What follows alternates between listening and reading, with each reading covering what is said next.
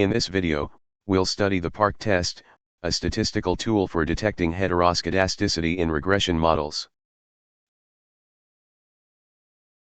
We'll compare two simple ordinary least squares, or OLS regressions, one homoscedastic, and one heteroskedastic. From each regression we collect fitted values and residuals, labeled homofit and homoresid, and heterofit and heteroresid.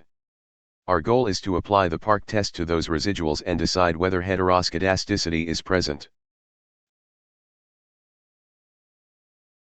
Concretely, the auxiliary regression uses the natural log of the squared residuals as the dependent variable,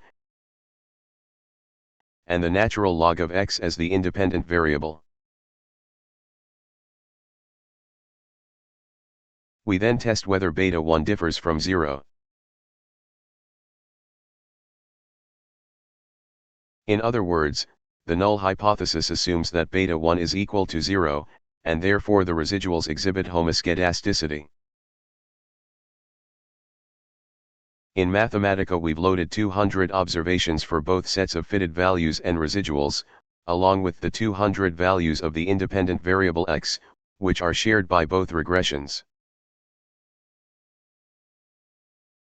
This scatter plot shows the squared hetero-residuals against the fitted values. Notice the clear quadratic pattern in the points and the fitted quadratic curve, a classic sign of heteroskedasticity. Here again is squared homo-residuals plotted against fitted values. There's no obvious quadratic pattern, the fitted curve is nearly horizontal. This indicates the data are homoscedastic.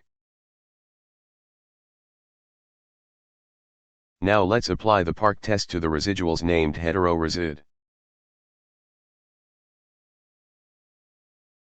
For the auxiliary regression we first define the dependent variable, the y-vector, as the natural log of the squared heteroresiduals.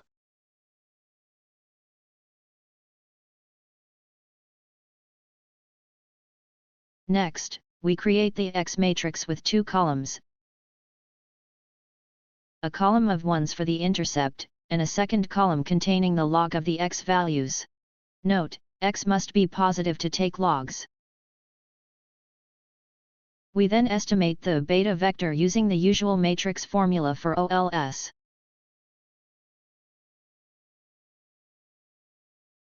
Residuals of auxiliary regression are computed as the difference between the y vector and the x matrix multiplied by the beta vector. Dot product of these residuals gives us the residual sum of squares. The degrees of freedom equal the number of observations minus the number of regression parameters.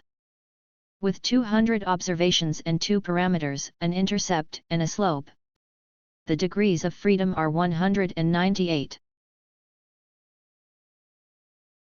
We estimate the residual variance, conventionally called sigma squared, as the residual sum of squares divided by the degrees of freedom.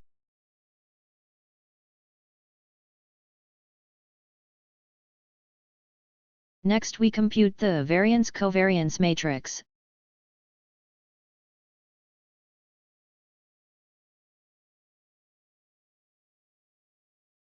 The square-rooted diagonal elements give the standard errors of the coefficients. Finally, the t-statistics are obtained by dividing each element of the beta vector by its corresponding standard error. To assess heteroskedasticity, we examine the t-value on the coefficient of log of x, that is, beta 1, along with its associated p-value. Null hypothesis of the PARC test assumes that beta 1 is 0 and therefore, the residuals, in our case heteroresid, are homoscedastic. We now check whether this assumption holds. Look carefully at the plot of t-distribution with 198 degrees of freedom. Our t-statistic for beta 1, 5.43, lies far out in the right tail. Because the PARC test is a two-tailed test, the area to the right of this value, together with the matching area in the left tail, gives the p-value. This p-value is negligible, essentially zero, as confirmed by the Mathematica output. Therefore, as there is essentially zero probability of our committing a statistical error, called a type 1 error, if we reject the null hypothesis. We do reject the null and conclude that the residuals named hetero-resid exhibit heteroskedasticity.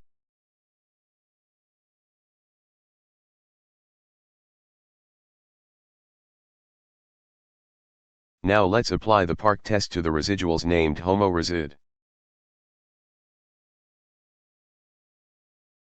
For the auxiliary regression, we first define the dependent variable, the y vector, as the natural log of the squared homo-residuals.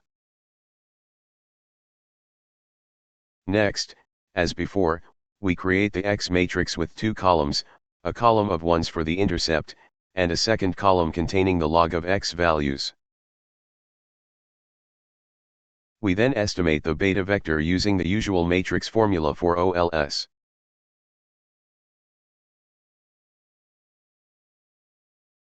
Residuals of this homo auxiliary regression are computed, squared, and summed to obtain the residual sum of squares.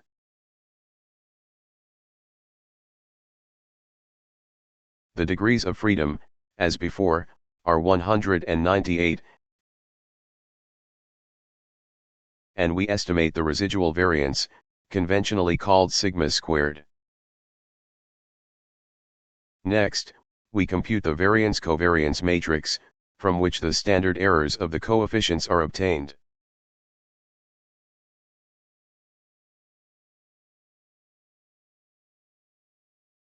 Finally, the t-statistics are computed. The t-value for beta 1 along with its associated p-value, help us assess heteroskedasticity.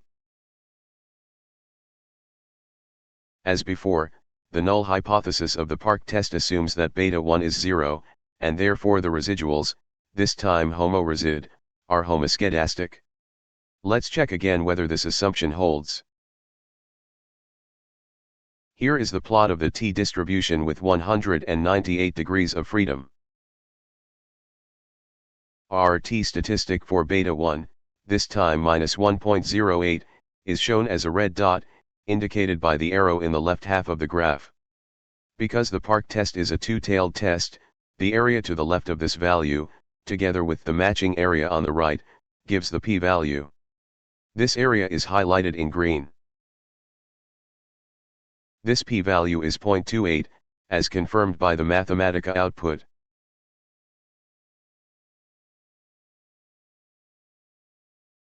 A 28% chance of committing a statistical error if we reject the null hypothesis, type 1 error, is quite high.